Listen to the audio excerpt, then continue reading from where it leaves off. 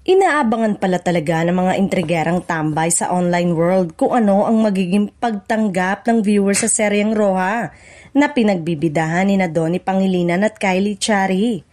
Usap-usapan nga sa isang social media forum kung bakit after ipalabas ang pilot episode nito noong Biyernes ay wala ito sa top 10 most views TV series sa Pinas noong Sabado. At nitong linggo ng umaga ay inilabas na ang lista ng most view TV show sa bansa at ang nasabing action series ang nasa top 1. Samantala, kuda pa ng ilang feeling critic na viewers. Hindi raw bagay si Maymay Entrata sa role nito at hindi nila bet ang aktingan ng ama kabogera singer sa nasabing serye.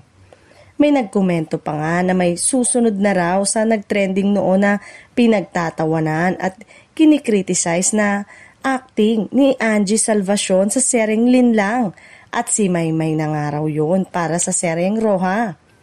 Pero to the rescue ang fans ng actress-singer dahil para sa kanila ay nabigyan naman daw nito ng hustisya ang karakter sa serye. OA lang daw talaga ang bashers ni Maymay.